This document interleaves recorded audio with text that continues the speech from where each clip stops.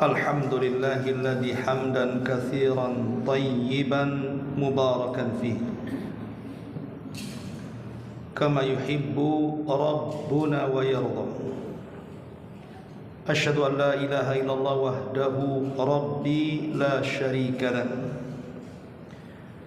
wa asyhadu anna Muhammadan abduhu wa rasuluhu alladzi la nabiyya ba'dahu, amma ba'du. Ma'asyiral muslimin wal muslimat rahimakumullah. Alhamdulillah, di malam hari ini kita bisa berkumpul kembali di Masjid Muhajirin. Salawat dan juga salam kita hadiahkan kepada Rasul kita Nabi besar Muhammad sallallahu alaihi wa ala alihi wasallam. Malam ini kita akan melanjutkan kajian tafsir, masih membahas surah Al-Baqarah. Malam ini kita akan membahas tafsir surah Al-Baqarah ayat 28 dan 29. A'udzubillahi minasyaitonirrajim. Bismillahirrahmanirrahim. Kaifa takfuruna billahi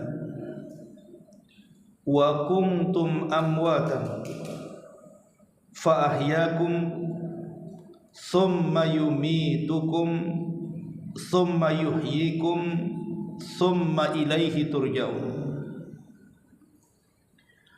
Huwa alladhi khalaqa lakum ma fil ardi jami'an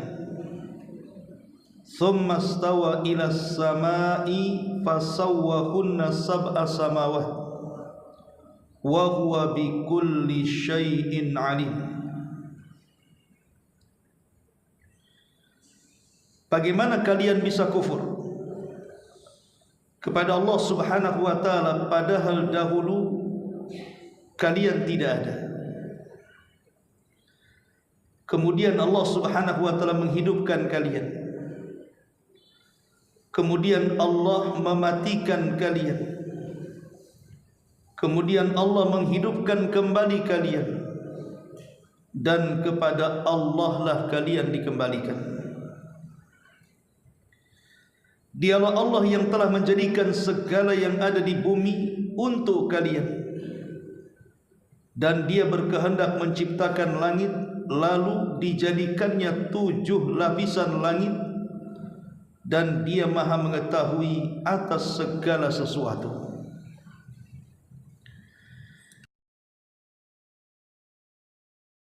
Rahimakumullah. Di sini Allah Subhanahu wa taala menyebutkan dalam surah Al-Baqarah 28 kalimat 2 kata hidup. Allah mengatakan kaifa takfuruna billahi wa kuntum amwatan fa ahyaakum thumma yumitukum thumma yuhyikum thumma ilaihi turja'un.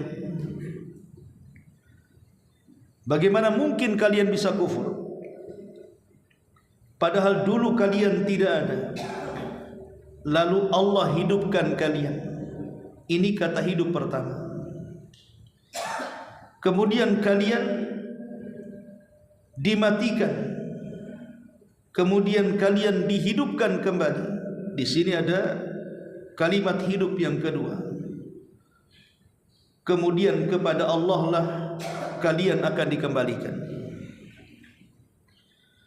Yang dimaksud 2 kata hidup di sini artinya kehidupan pertama adalah kehidupan dunia. Itulah kehidupan yang sekarang kita lalui. Adapun kehidupan yang kedua adalah kehidupan setelah kematian kita, baik alam barzah, alam kubur, ataukah setelah Allah kiamatkan dan kita dibangkitkan di padang mahsyar. Itulah kehidupan yang kedua. Adapun kehidupan yang pertama, kehidupan dunia, kehidupan dunia ini adalah kehidupan yang sangat pendek, kehidupan yang tidak kekal dan tidak pernah abadi. berbeda dengan kehidupan kedua, di mana kehidupan kedua setelah kematian adalah kehidupan yang kekal, kehidupan yang abadi, dan kehidupan yang selama-lamanya. Disinilah terjadi perbedaan antara dua kata hidup. Kehidupan yang pertama, kehidupan yang tidak kekal, dan kehidupan yang kedua adalah kehidupan yang kekal. Ma'asyiral muslimin yang dimuliakan Allah Subhanahu wa taala. Tapi perlu diketahui, dunia adalah kehidupan yang pendek dan kehidupan akhirat adalah kehidupan yang panjang. Sampai ada istilah, sependek-pendeknya kehidupan akhirat pasti dia panjang, dan sepanjang-panjangnya kehidupan dunia pasti dia pendek. Tetapi panjangnya kehidupan akhirat tetap ditentukan dengan pendeknya kehidupan dunia. Itulah yang diistilahkan para ulama, ad-dunya mazra'atu lil akhirah. Bahwa dunia ini sebenarnya tempat ladang bagi kehidupan kita akhirat.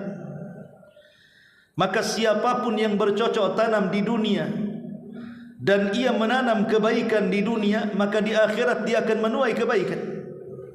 Maka siapapun dia yang menanam ke dalam kehidupan dunia dengan tanaman yang buruk, maka dia pun akan menuai keburukan di akhirat. Itulah yang Allah katakan, wa man ya'mal mithqala dzarratin khairan yarah wa man ya'mal mithqala dzarratin syarran yarah. Siapapun yang mengamalkan amalan kebaikan walaupun sebiji zarah sekalipun, maka dia akan menuainya di akhirat. Tapi siapapun yang menanam keburukan walaupun sebiji zarah, maka dia akan merasakan akibatnya di akhirat. Bahwa dunia adalah tempat berladang untuk akhirat. Dari sini kita tahu bahwa sekalipun dunia adalah kehidupan yang sangat pendek, tidak abadi dan tidak selama-lamanya, tetapi menentukan kehidupan setelah kematian kita. Dan di sini Allah ingatkan, jangan kalian kufur kepada Allah. Allah Subhanahu wa taala ingatkan dalam ayat ini tentang sebuah kenikmatan besar bagi manusia. Manusia itu dulunya tidak ada. Makanya Allah mengatakan dalam surah Al-Insan ayat pertama, hal ata 'alal insani hinun minad dahri lam yakun syai'an madhkura. Bukankah pernah datang kepada manusia waktu di mana ketika itu belum ada yang merupakan sesuatu yang mampu disebut namanya. Artinya bahwa dulu alam semesta ini tidak ada, bukan hanya manusia, alam semesta tidak ada. Yang ada hanya Allah Subhanahu wa taala. Makanya ketika Nabi SAW ditanya, aina Allah qabla an yakhluqas samawati wal ardh, sebenarnya di mana Allah saat Allah menciptakan langit, sebelum Allah menciptakan langit dan bumi itu Allah di mana? Maka Nabi SAW mengatakan, kana Allahu fi ama, Allah berada di ama. Ama itu artinya sesuatu yang tidak ada kecuali hanya Allah Subhanahu wa taala saja. Baru kemudian Allah Subhanahu wa taala menciptakan makhluk pertama, air dan juga arasy. Kemudian setelah Allah menciptakan air dan arasy, baru kemudian Allah Subhanahu wa taala menciptakan kolam. Di sini Allah Subhanahu wa taala katakan, wahai kolam, catatlah segala sesuatu yang akan berlaku. Maka kolam pun kemudian mencatat segala sesuatu di sebuah papan yang disebut dengan Lauhil Mahfuz, yang akan berlaku sejak ditulisnya sampai hari ini, bahkan sampai kiamat dibangkitkan, bahkan sampai manusia masuk ke dalam neraka dan sorga. Semua sudah dicatat. Baru setelah itu Allah Subhanahu wa taala menciptakan makhluk yang lainnya, kursinya, sorganya, nerakanya. Baru kemudian Allah menciptakan langit dan buminya selama 6 hari. Setelah itu Allah Subhanahu wa taala menciptakan makhluk-makhluk yang berakal. Di sana ada para malaikat, di sana ada kalangan jin, dan di sana ada manusia, diawali dengan Adam alaihi salatu wassalam. Inilah yang Allah katakan, kaifa takfuruna billah wa kuntum amwatan. Bagaimana kalian bisa kufur kepada Allah? Kalian dulu tidak ada. Kita semua tidak ada. Bumi langit tidak ada. Kemudian Allah Subhanahu wa taala ciptakan satu persatu. Baru kemudian Allah mengatakan fa ahyakum. Baru Allah hidupkan kalian. Tentu manusia pertama yang Allah hidupkan adalah Nabi Allah Adam alaihi salatu wassalam. Yang sebelumnya Allah telah ciptakan malaikat dan juga kalangan jin. Karena mereka makhluk yang berakal yang lebih dulu diciptakan sebelum manusia, sebagaimana susunannya berdasarkan sabda Nabi, khuliqatil malaikatu min nur wa khuliqatil janna min marijim min nar wa khuliqa Adam mimma wusifa lakum. Diciptakan malaikat itu dari cahaya, diciptakan jin itu dari ujung nyala api, dan diciptakan Adam sebagaimana tadi sifatkan kepada kalian, maksudnya dari tanah. Dari hadis ini menunjukkan ada urutan tartib siapa dulu yang diciptakan. Pertama malaikat, kemudian jin, dan yang terakhir manusia. Dimulai dari Adam alaihi salatu wassalam, kemudian istrinya Hawa, dan dari keduanya lahirlah keturunan sampai hari ini, bahkan sampai kiamat dibangkitkan. Allah katakan, kaifa takfuruna billah. Bagaimana kalian bisa kufur kepada Allah? Wa kuntum amwatan, dulu kalian tidak ada. Fa ahyakum, kemudian kami hidupkan kalian.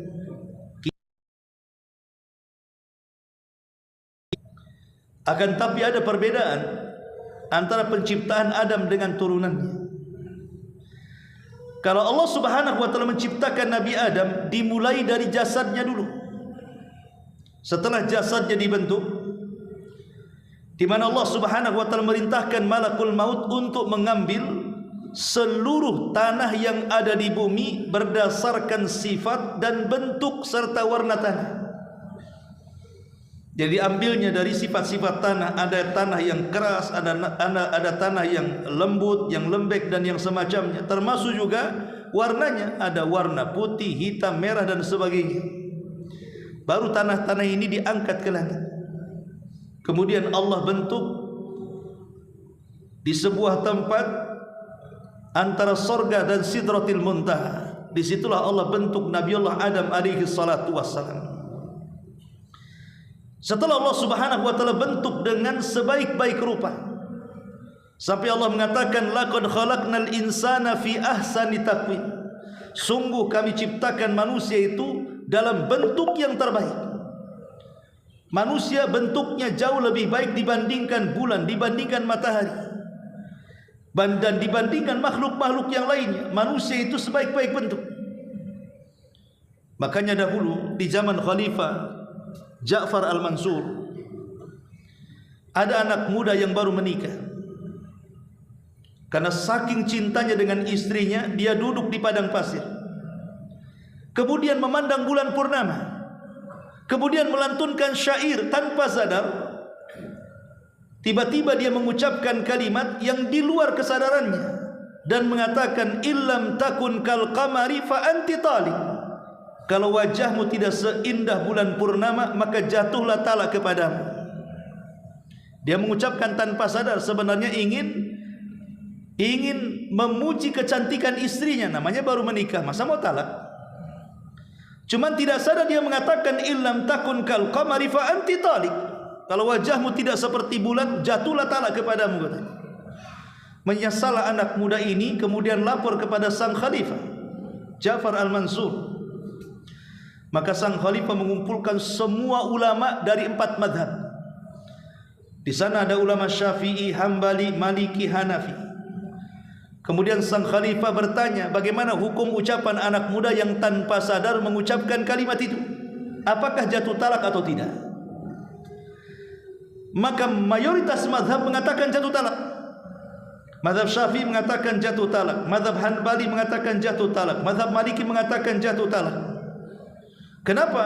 Karena ucapan talak itu jangan lagi serius, main-mainnya saja jatuh. Kecuali anak muda dari mazhab Hanafi mengatakan, bagiku itu belum jatuh talak, katanya. Sang khalifah mengatakan, bagaimana engkau bisa memfatwakan seperti itu? Kemudian anak muda ini mengatakan, karena aku terbesit firman Allah Subhanahu wa taala, laqad khalaqnal insana fi ahsani taqwim. Sungguh kami ciptakan manusia itu sebaik-baik bentuk, dan manusia jauh lebih indah dibandingkan bulan. Berarti kata-kata anak muda itu tidak benar. Kalau dia mengatakan illam takun kal qamari fa anti talik, kalau wajahmu tidak seindah bulan, kita katakan bulan tidak lebih indah dibandingkan manusia. Berarti kata-katanya salah. Bagiku tidak jatuh talak, karena manusia jauh lebih indah dibandingkan bulan. Kata Khalifah Ja'far Al-Mansur, sadaqta, engkau benar, aku setuju dengan pendapatmu. Dari sini kita tahu bahwa manusia ini seindah-indah bentuk, karena Allah sendiri yang membentuk masalahnya. Dan seluruh turunan Adam akan seperti Adam posturnya, tidak ada yang berbeda. Cuman bedanya makin ke sini, makin makin pendek saja. Dari 30 meter sekarang jadi tinggal 1 meter lebih saja kita ini. Tapi nanti pada hari kiamat, bagi orang-orang yang masuk kepada sorga, maka Allah akan kembalikan bentuknya seperti Adam 60 hasta atau 30 meter. Ma'asyiral muslimin yang dimuliakan Allah Azza wa Jalla. Jadi penciptaan Adam itu dibentuk dulu badannya, jasadnya. Setelah kemudian mengering 40 tahun sehingga menjadi tembikar, dan kalau seandainya dipukul keluar suara, karena setiap manusia punya rongga, barulah kemudian Allah ciptakan ruhnya, kemudian dimasukkan ke dalam jasadnya. Jadi Adam itu jasadnya dulu, baru ruhnya. Beda dengan kita manusia turunannya. Ruhnya dulu diciptakan, baru jasadnya. Saat Adam alaihi salatu wassalam diturunkan dari sorga, kemudian diturunkan ke bumi, dipisahkan dengan Hawa. Ada yang mengatakan Adam diturunkan di Sri Lanka, dan Adam dan Hawa diturunkan di Jeddah, kemudian masing-masing mencari. Ketika ada cahaya yang memantul di sebuah tempat, di tempat yang disebut dengan Arafah, maka keduanya kemudian berinisiatif untuk mendekati cahaya itu. Berjumpalah Adam dan Hawa di Jabal Arafah. Maka tempat itu disebut Arafah. Kenapa disebut Arafah? Arafah itu artinya mengenal, karena Adam mengenal Hawa dan Hawa pun mengenal Adam alaihi salatu wassalam. Disitulah Allah Subhanahu wa taala mengajarkan Adam kalimat taubat, Rabbana zalamna anfusana wa illam taghfir lana wa tarhamna lanakunanna minal khasirin. Setelah Adam mengucapkan kalimat ini, fataba alaihi innahu huwat tawwabur rahim. Allah ampuni dosa-dosanya, karena Allah zat yang maha pengampun lagi maha penyayang. Lah saat Adam alaihi salatu wassalam sedang duduk, tiba-tiba Allah kemudian mengusap kedua pundak Adam, sebelah kanan dan kiri. Dari pundak sebelah kanan tiba-tiba keluar ruh, dan itu akan menjadi anak turunannya yang akan masuk ke dalam surga. Kemudian Allah usap sebelah bahu sebelah kiri, keluar ruh, dan ruh-ruh itulah yang kelak akan menjadi anak turunannya yang akan masuk ke dalam neraka. Kemudian ruh-ruh itu ditempatkan oleh Allah di sebuah. Disitulah Allah datang kepada mereka, kepada kita-kita yang masih dalam bentuk ruh, dan Allah mengadakan perjanjian, mengikat perjanjian dengan kita dengan mengatakan alastu birabbikum qalu bala. Bukankah saya Rabb kalian? Maka semua ruh mengatakan tentu engkau Rabb kami. Dari sini kita tahu bahwa ada ikatan di alam ruh antara kita dengan Allah Subhanahu wa taala. Allah titipkan sebuah fitrah yang disebut dengan tauhid ar-rububiyah. Baru setelah itu Allah ciptakan jasadnya satu persatu. Allah titipkan dari sperma seorang laki-laki, kemudian dimasukkan ke dalam rahim seorang wanita, kemudian jadilah segumpal sperma, kemudian dari segumpal sperma jadi segumpal darah, kemudian dari segumpal darah jadi segumpal daging. Kemudian setelah 3 bulan Allah utus malaikat ruh, malaikat yang memasukkan ruh untuk mengambil ruh di alam ruh. Kemudian dimasukkan ruh itu kepada janin di usia 4 bulan. Maka kemudian janin itu hidup karena sudah dimasukkan ruh di situ. Disitulah malaikat ini diperintah Allah untuk mencatat takdirnya. Bahagianya seberapa, celakanya seberapa, rizkinya seberapa, umurnya seberapa, apakah dia bahagia atau susah, semua dicatat. Ketika dia sudah 9 bulan, karena umumnya 9 bulan kecuali yang prematur, kecuali satu bayi yang lebih daripada 9 bulan 2 tahun. Siapa? Abu Hanifah. Abu Hanifah itu 2 tahun di kandungan ibunya, lahir sudah keluar giginya. Abu Hanifah. Tapi umumnya manusia dikandung 9 bulan kemudian terlahir. Dari sini Allah Rasul mengatakan kullu maulud yuladu 'alal fitrah. Setiap bayi yang terlahir itu terlahir fitrah. Artinya dibekali rububiyah, dibekali mengenal siapa Rabbnya, bahwa dia tidak terlahir begitu saja, bahwa alam semesta ini ada penciptanya, ada penguasanya, ada pengaturnya. Makanya kalaupun dia terlahir dari rahimnya orang kafir sekalipun, mereka ada fitrah. Fitrah bahwa alam semesta tidak tercipta begitu saja, di sana ada pencipta. Diserukan oleh Allah Subhanahu wa taala tentang pertanyaan siapa yang menciptakan langit dan bumi, maka mereka akan mengatakan Allah, tapi tidak memasukkan mereka ke dalam Islam, karena mereka hanya dibekali dengan tauhid fitrah rububiyah saja, belum kepada tauhid yang disebut dengan uluhiyah, di mana hanya menyembah Allah Subhanahu wa taala dalam setiap peribadatan kita. Ma'asyiral muslimin yang dimuliakan Allah Azza wa Jalla, intinya bahwa Allah katakan kaifa takfuruna billahi wa kuntum amwatan fa ahyaakum. Kami berikan kehidupan kepada kalian, lahir ke dunia, maka kita akan menghabiskan waktu di dunia. Inilah kehidupan kita sekarang, kehidupan dunia. Kehidupan dunia adalah kehidupan yang serba ujian dari Allah Subhanahu wa taala. Jadi Nabi Adam alaihi salatu wassalam ketika diturunkan dari sorga yang penuh dengan segala nikmat yang luar biasa, diturunkan ke sebuah tempat yang penuh dengan kehinaan. Dunia ini adalah tempat yang hina karena banyak ujian dan cobaan. Makanya sering saya katakan ada 3 perkara yang tidak lepas orang selama hidup di dunia. Pertama, manusia tidak akan beristirahat. Yang kedua, manusia tidak mungkin lepas dari ucapan manusia yang lainnya, sekalipun dia bersembunyi di mana saja. Dan yang ketiga, manusia pasti akan mengalami ajal dan kematian. Tidak ada manusia yang kekal abadi, pasti ada waktu kematiannya. Makanya Adam alaihi salatu wassalam kenapa diturunkan dari sorga ke bumi? Supaya dia mengalami kematian. Kalau dia tidak diturunkan dari sorga ke bumi, tetap di sorga, maka Adam tidak akan pernah mati di sorga. Padahal Adam manusia, sementara Allah mengatakan kullu nafsin dha'iqatul maut, setiap jiwa itu tersentuh dengan kematian. Makanya Adam dikeluarkan dari sorga supaya bisa mati. Dengan kematiannya, itulah Adam manusia. Kullu nafsin dha'iqatul maut, setiap jiwa manusia itu pasti disentuh dengan kematian. Lah dalam kehidupan dunia tidak mungkin terlepas dari 3 perkara tadi. Manusia tidak mungkin istirahat. Saya, Anda, siapapun jangan harap bisa beristirahat di dunia. Karena terkadang kalau Allah Subhanahu wa taala sudah menguji kita ini, terkadang ujian pertama belum selesai, datang ujian kedua. Ujian kedua belum kelar, datang ujian ketiga. Ujian ketiga belum rampung, datang ujian yang lainnya. Begitulah kehidupan dunia. Terkadang satu ujian bertumpuk-tumpuk. Kenapa Allah membuat ujian seperti itu?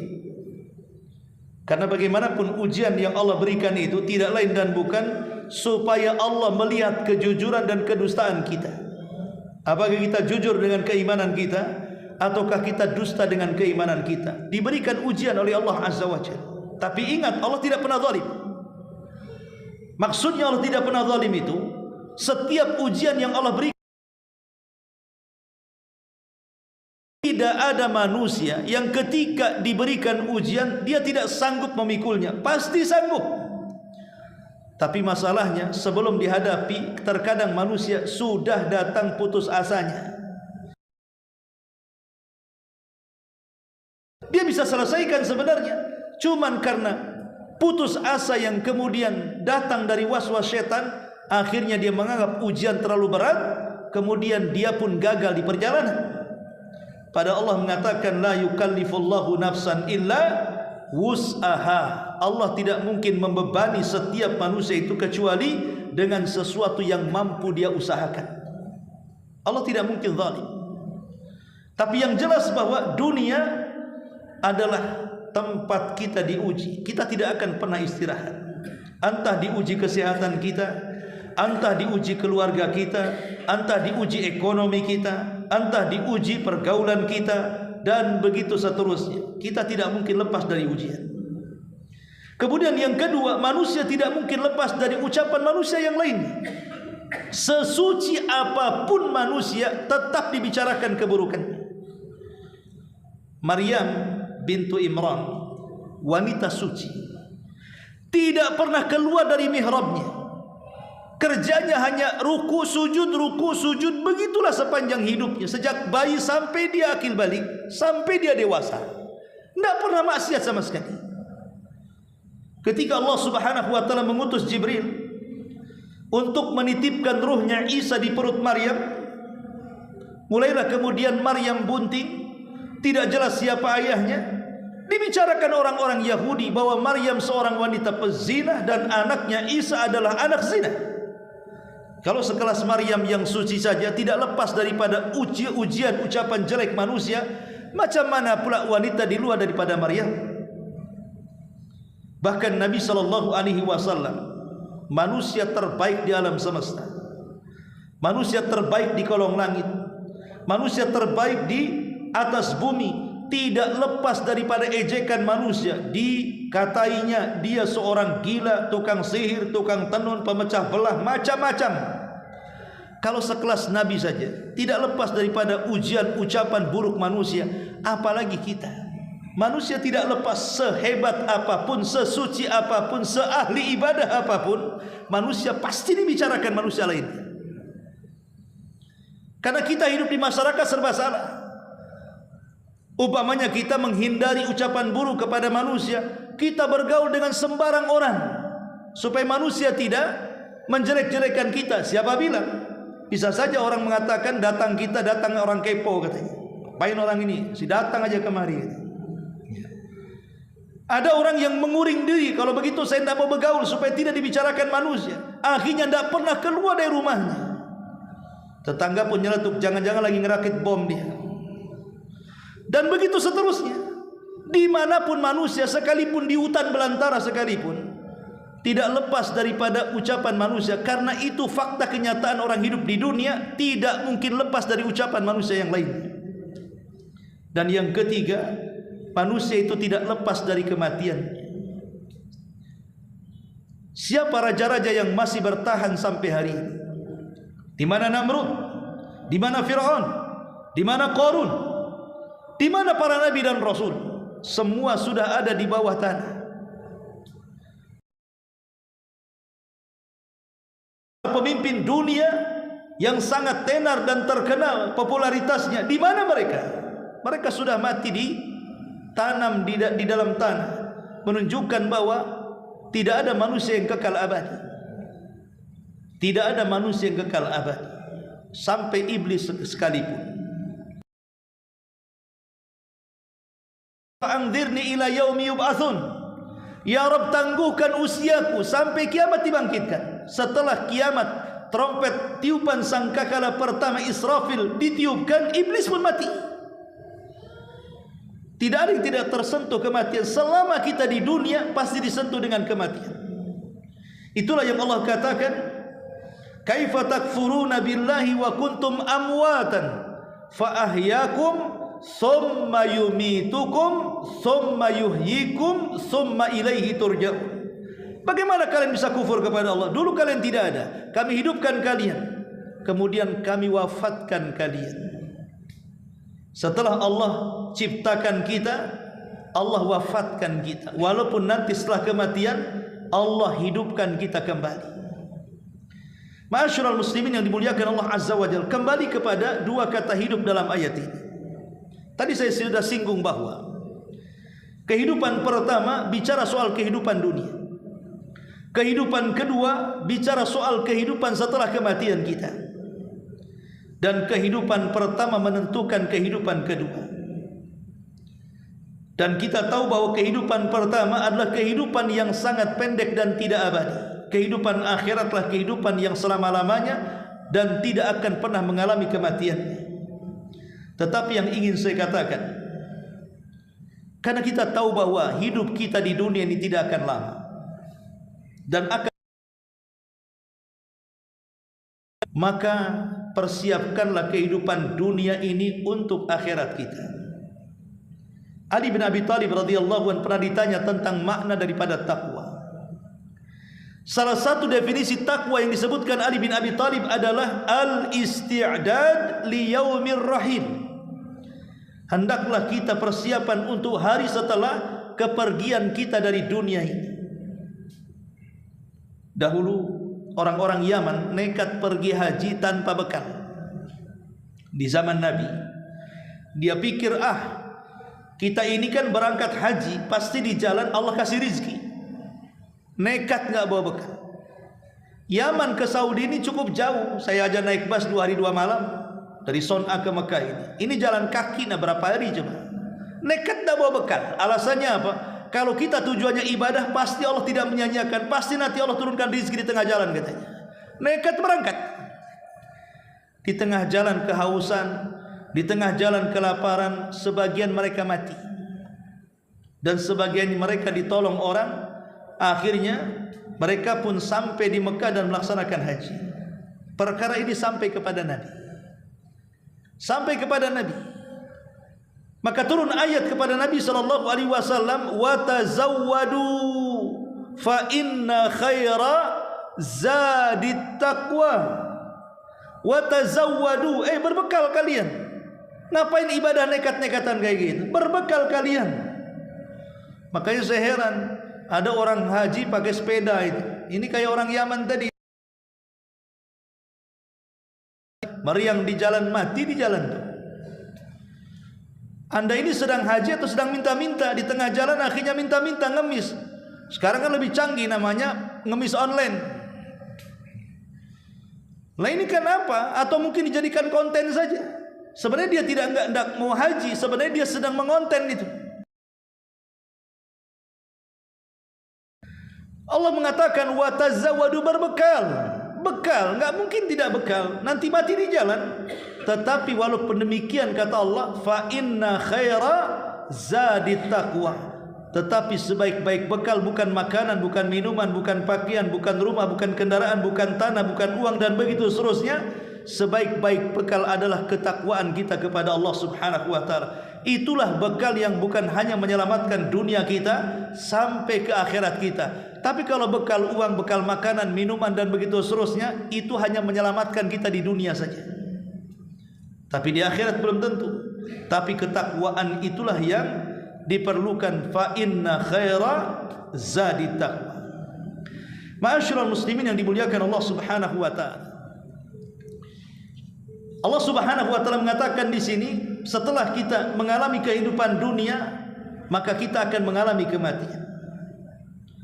Bicara soal kematian, Nabi sallallahu alaihi wasallam mengatakan, "Aktsiru dzikra hadimil ladzatil maut."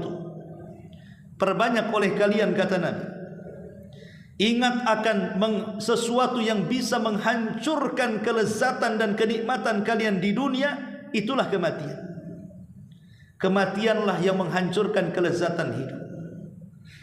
Betapa banyak orang-orang yang dari remaja berusaha ingin mendapatkan rumah megah, kendaraan mewah dan begitu seterusnya, semua sudah dicapainya, tiba-tiba dia tinggalkan itu semuanya. Lalu apa gunanya mengumpulkan dunia kalau ujung-ujungnya dia meninggalkan dunia? Atau sebaliknya, dia sudah kumpulkan dunia, sudah mewah, sudah megah, tiba-tiba kemudian datang tsunami, datang gempa, habislah dunia.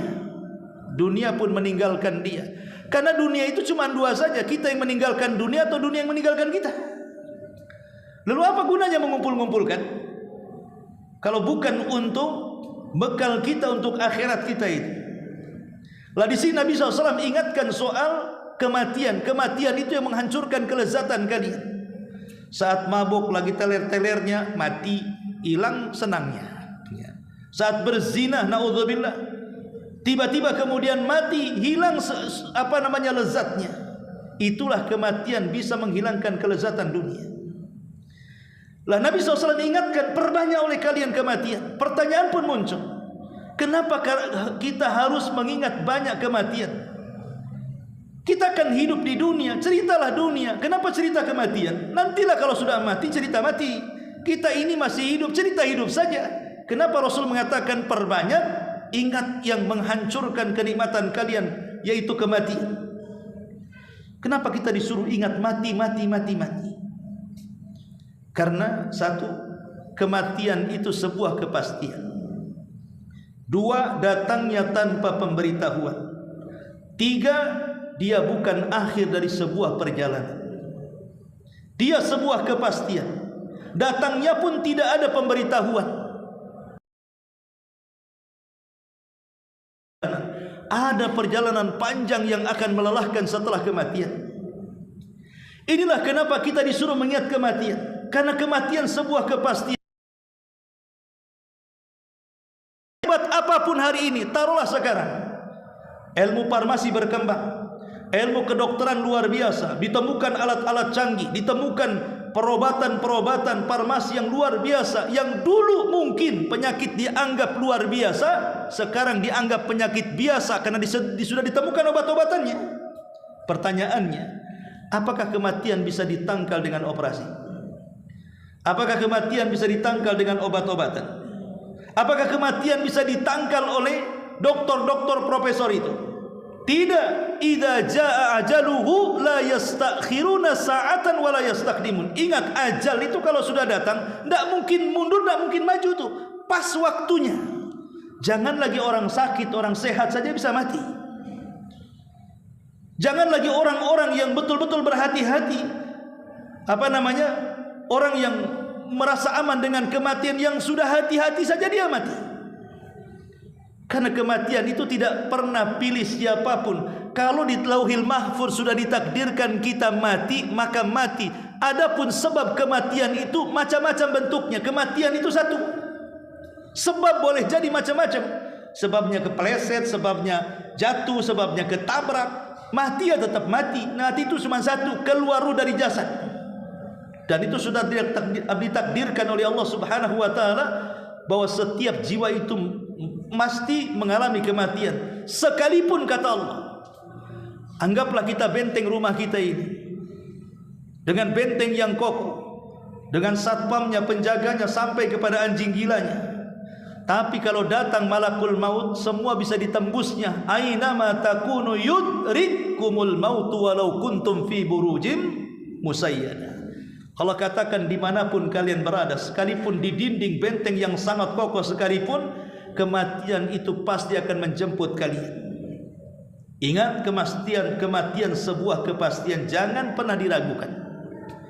Dan kematian itu antrian. Kemarin si fulan, kemarinnya lagi si fulan, jangan-jangan malam ini pula kita. Kita tidak tahu. Karena kematian sebuah kepastian, jangan pernah diragukan. Yang kedua, datangnya tanpa pemberitahuan. Inilah yang dikhawatirkan dalam kehidupan kita. Belum lagi orang tobat sudah mati. Belum lagi orang bisa sholat sudah mati. Belum lagi hartanya disedekahkan sudah mati. Belum lagi dia bisa haji dan umrah sudah mati. Ya, karena kematian itu datangnya tanpa pemberitahuan. Coba lihat orang-orang yang mati kena tsunami itu, apakah mereka tahu besok akan mati? Lihat orang-orang yang mati kena gempa itu, apakah mereka sudah memprediksi dia akan mati? Tidak ada yang tahu. Semua manusia mengira dia hidup selamanya. Rupanya besok tinggal jasadnya saja. Tidak ada yang diberitahu kematian kecuali para nabi. Ya, kalau para nabi betul. Seperti Nabi SAW datangi malaikat Jibril dan juga malakul maut. Kemudian malakul maut membuat pilihan kepada Rasul. Apakah kamu mau hidup di dunia dan diberikan kenikmatan yang luar biasa, ataukah engkau akan berjumpa dengan saudara-saudaramu fi rafiqil a'la? Rasul ketika mendengar dua pilihan itu, dia hanya menunjukkan telunjuknya ke langit dan mengatakan ila rafiqil a'la, ila rafiqil a'la. Seolah-olah Rasul mengatakan, aku sudah tidak ingin hidup di dunia. Aku ingin kembali ke teman-temanku di rafiqil a'la, di sorga yang paling tinggi sana. Iya, Nabi memang diberitahu dan diberikan pilihan. Tapi selain para Nabi, tidak ada yang diberikan pilihan. Dan tidak ada yang diberitahu kematiannya. Inilah yang kemudian dikhawatirkan kita ini mati mendadak dan tidak sempat bertobat, tidak sempat beribadah. Akhirnya kemudian menjadi penyesalan setelah kematian. Kita pun mengatakan, laula akhartani ila ajalin qarib fa asaddaqa wa akum minas salin. Ya Rabb, kalau engkau hidupkan kembali sesaat saja di dunia, ku sedekahkan semua hartaku dan aku akan bergabung dengan orang-orang saleh. Mungkin? Tidak mungkin, percuma ucapan. Itu hanya diucapkan orang yang sudah mati saja. Ma'asyiral muslimin yang dimuliakan Allah Azza wa Jalla, dan terpenting bahwa kematian bukan fa ahyakum summa yumitukum summa yuhyikum. Kemudian kalian akan dihidupkan kembali setelah kematiannya. Kenapa? Karena kematian bukan akhir dari sebuah perjalanan. Ada perjalanan yang panjang. Di alam barzah, di sana ada fitnah kubur, azab kubur, ada nikmat kubur. Kemudian setelah kita dibangkitkan pada hari kiamat, macam-macam di situ peristiwa. Ada syafaat, ada hisab, ada mizan, ada catatan yang diterbangkan sampai melalui titian, sampai kontoro, sampai surga dan neraka.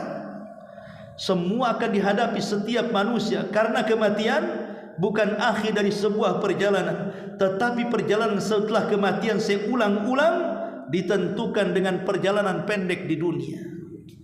Kalau perjalanan pendek di dunia ini seperti yang dikatakan kepada Abdullah ibn Umar, Nabi SAW bersabda, ya bna Umar, kun fid dunya ka'annaka gharib aw abiris sabil. Wahai Ibnu Umar, jadilah di dunia ini seperti orang asing atau seperti seorang musafir yang singgah sesaat kemudian pergi. Kalau yang sesaat ini betul-betul kita manfaatkan